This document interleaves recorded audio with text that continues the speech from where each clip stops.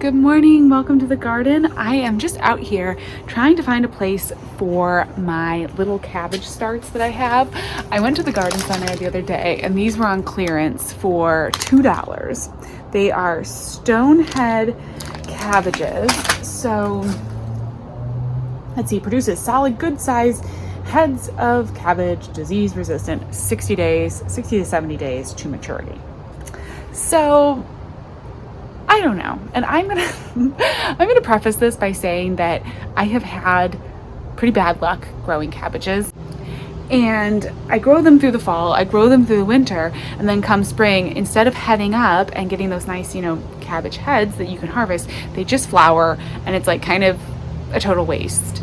They are kind of pretty and I do like the look of cabbages. I did put in some ornamental cabbages because I really think those are beautiful, but these stonehead cabbages are like eating cabbages.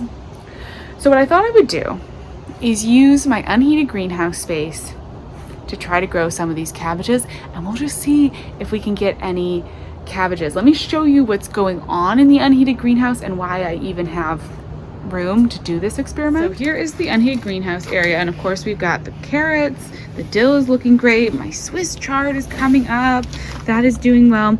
This is my salad mix. I bet. Oh, there's the fish. Got the container pond. They're doing great as well. I just fed them, but I'm gonna stop probably feeding them pretty soon. Here it starts to get colder, but more about that a different time. This was supposed to be my salad mix container. It came up beautifully, but I've been dealing with some pests. You can even see little bugs jumping around. Something is getting in here and just like, look at that. It's not even snails necessarily, because you can see the plants are kind of like dead. It's like something. So I'm thinking that if I plant in some mature starts into this, hopefully they'll be able to combat whatever is causing the problem here, that these little pests that are getting after the seedlings won't be able to take out the whole cabbage heads. That's at least my goal. So I think I'm going to put a couple cabbage, maybe 2. They could technically would get pretty big, so maybe 2 in here, and then 1, maybe 1 in this other grow bag over here. The herbs are doing super well, but maybe one in this grow bag. I think I'll leave that one. It's got the cress and the potatoes. We'll see what happens with that. But I'm hoping that because we're going to be putting the cover on the greenhouse soon, I'm not quite ready. I'll probably cover this little greenhouse in a couple weeks. Not quite ready yet. But what I'm hoping is that it'll just provide a little bit of that cover. I see all of these people growing beautiful cabbages in like high tunnels and stuff, and it seems to be a really good setup. I don't know what they're doing differently than me. I don't know why I've struggled so much with the cabbages, but I've never fully grown them in like a grow bag in the unheated greenhouse. I've never tried this before, so I figured maybe I will do that. I'll get them on a really good fertilizer schedule and I'll just try to like actually grow cabbage, because it would be really cool to have it. So what I need to do right now is grab my wire cutter so I can cut a couple little holes into the chicken wire that's covering that, keeping the squirrels out. Very, very, very necessary part of my garden because the squirrels are absolutely crazy. But it has been, I can continue to give you updates, it has been working. We have not had a lot of squirrel damage. So I'm going to go ahead and grab my wire cutters. We'll cut into that and plant those cabbages.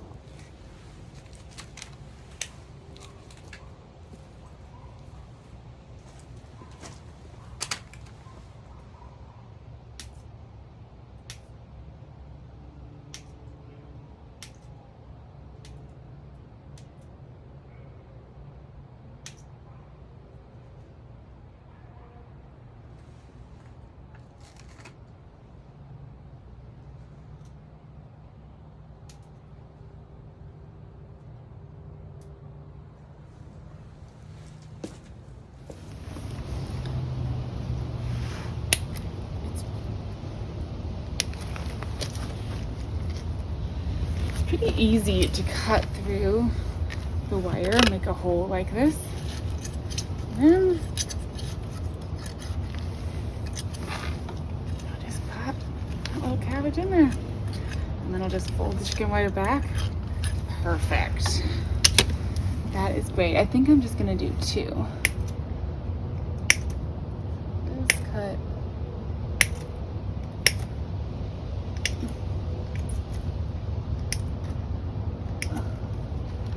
Nice little hole.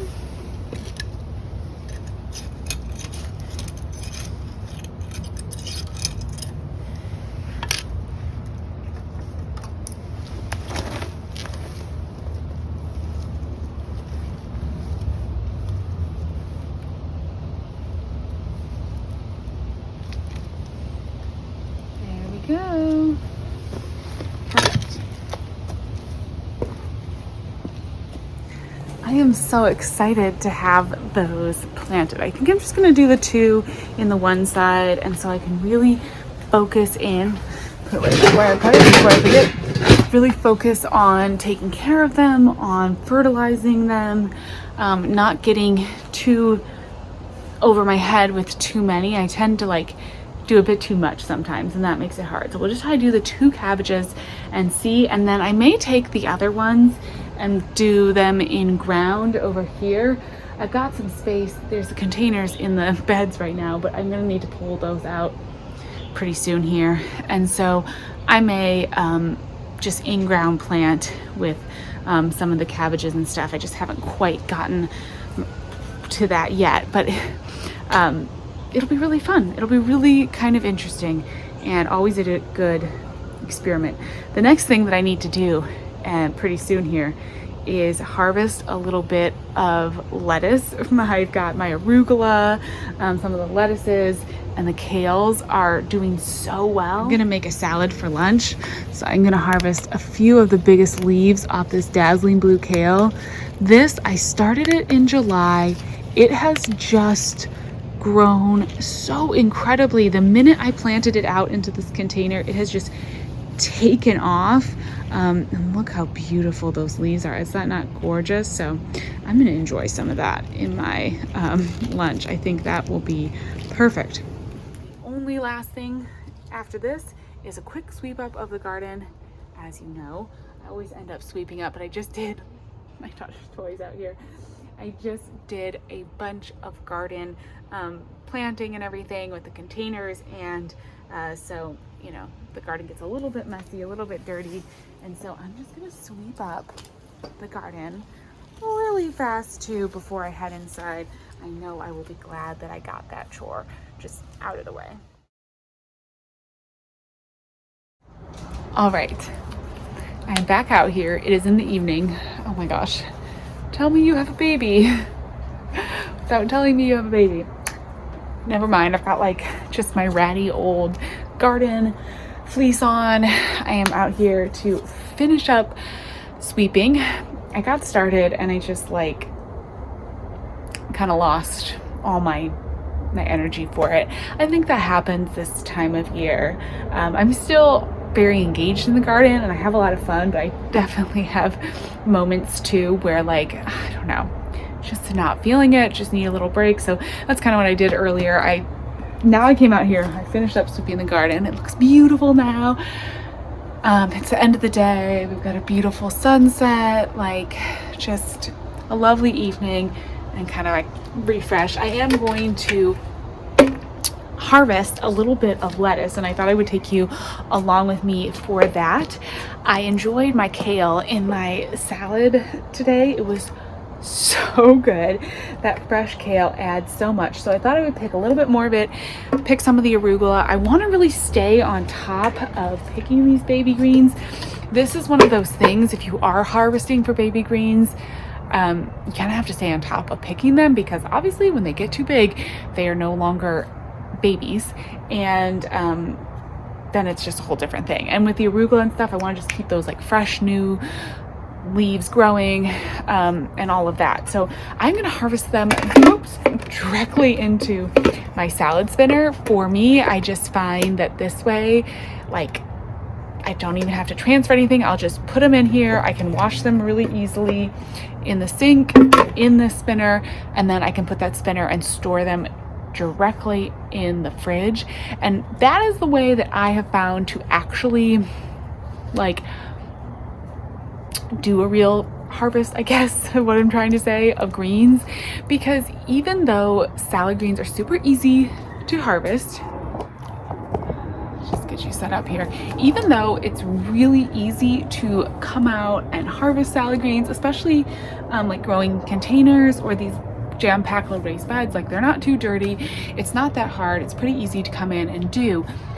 But the thing is that you just have to like get out and actually do it, and then you have to have a system in place that's easy and simple. And I find for me with any kind of these gardening harvests, like just on a practical level, if there's too many steps, it's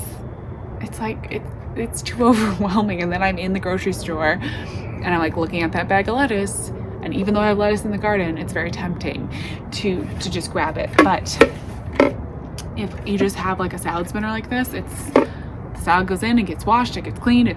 I'll usually just like fill this up with water and put in a little bit of apple cider vinegar or something, let it sit for a few minutes, rinse it out a few times, spin it, pop the lid on, and just throw it in the fridge. And it's like, yeah, it's just easy that way. And I do it. So I've harvested a few leaves earlier today for my sandwich or my salad, but I'm gonna harvest a couple more. You do obviously want to leave a few, leaves for the plant, but going for these lower leaves is good because then you kind of like work your way up the plant, and these leaves are gonna die back anyways.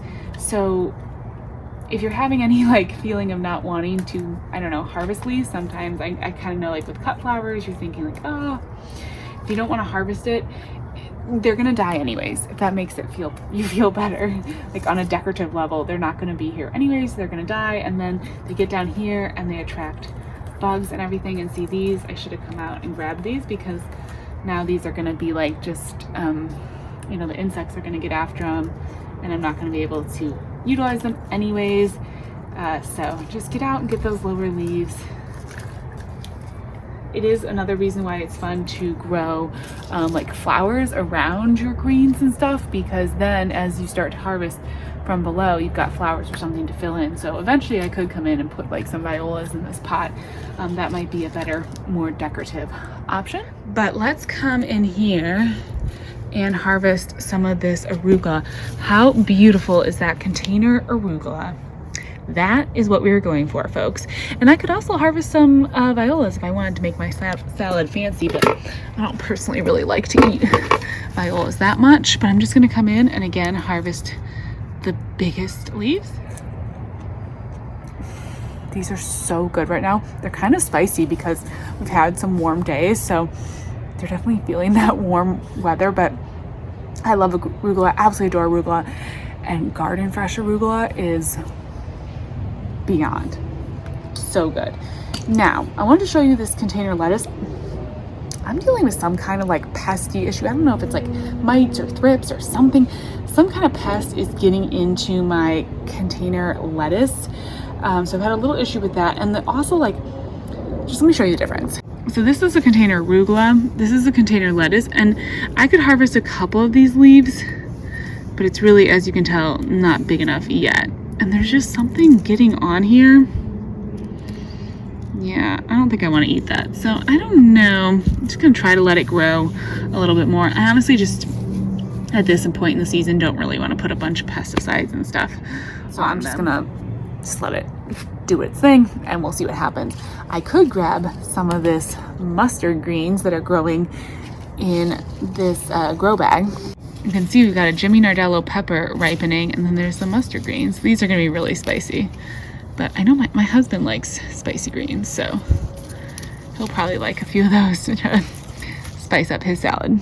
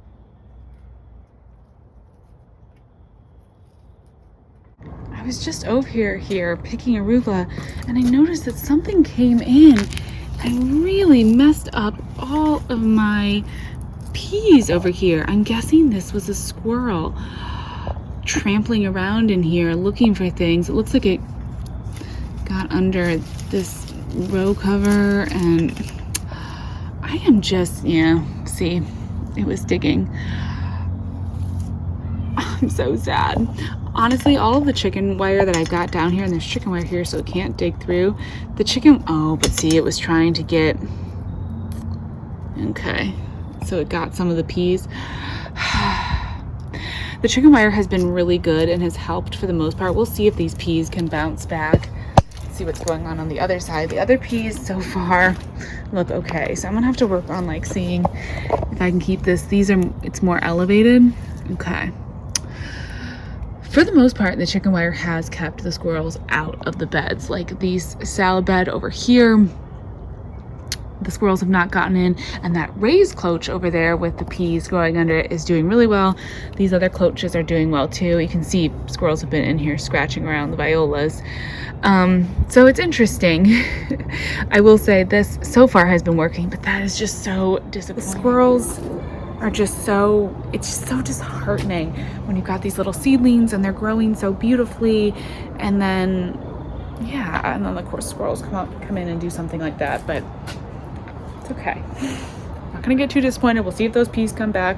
We'll plant more peas this winter, and I'm just gonna distract myself with like the beautiful containers that we did the other day. I absolutely love these. I adore them. They're doing so well. And let's just check the peas. So in this bed, I've got peas underneath the cloche, which maybe this is a better way to grow peas, with just the fact that the squirrels so badly want to get the actual like seed of the pea. This way that's really protected. And then I've got a bunch of collard greens and kales back here, which is all coming up nicely. And then a little bit of dazzling blue kale here. So I'll harvest a little bit just to kind of keep the plants going. You know, I think that harvesting like this just helps keep your baby green crop going. And then we've got a lot of arugula and some little baby mizuna to harvest in this bed too. So let's get after that. Oh, and the corn salad has come up. That's coming up beautifully. And I think you can see this is where a tomato must have dropped, but that's okay. That's fine. We'll let that be. The spinach is coming up. I don't think I'm really gonna harvest. This is maybe a little bit too small of baby green for the spinach. I'm just gonna let the spinach get a little bit bigger.